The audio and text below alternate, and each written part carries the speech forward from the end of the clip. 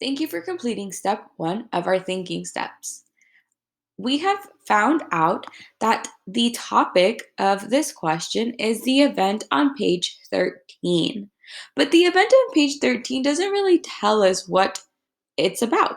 So let's take a closer look at page 13 to figure out what event they're referring to. Let's read page 13 together. We were an hour from shore when the motors stopped. The men crowded the engines.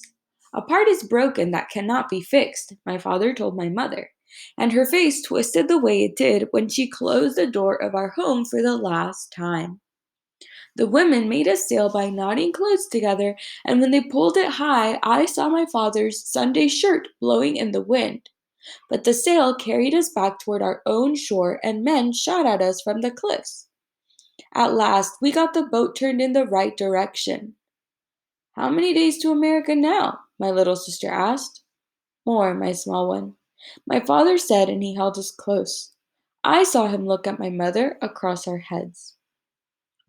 Now that we've read page 13, let's take a closer look at some of the things that happened. The very first thing we read about on page 13 is that the motors stopped. That means that the boat completely stopped running. There was no way for that boat to continue sailing into the ocean. And as a result, or what happened because the motor stopped running, was that they had to create a sail, just like we learned earlier in the lesson, to keep them from continuing on in their journey. And they put clothes together to make a sail. And once they made a sail, they were taken back to their own shore. And then eventually they were able to turn the boat in the right direction. But all of this happened because the motor stopped running. So the event on page 13 we are talking about is that the motors stopped. So we need to know what the narrator's point of view about the motors stopping is on page 13. Now that we know the motors are stopped, we can take a closer look at step 2. And in step 2, we need to find clues. And these clues are going to help us figure out narrator's feelings or opinions about the motors stopping. Remember that we can find clues in opinions and feeling words in non literal or figurative language, as well as descriptive language. Let's take a look at the very first clue on page 13.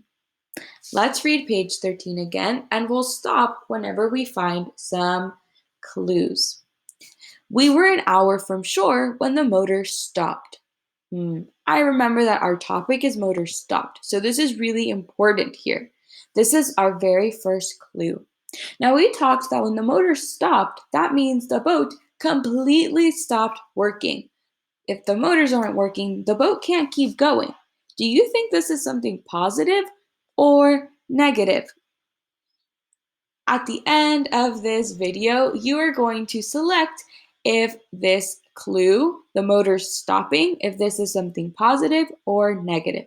When you are done selecting if it is positive or negative, please come back to the next video so we can continue to find new clues.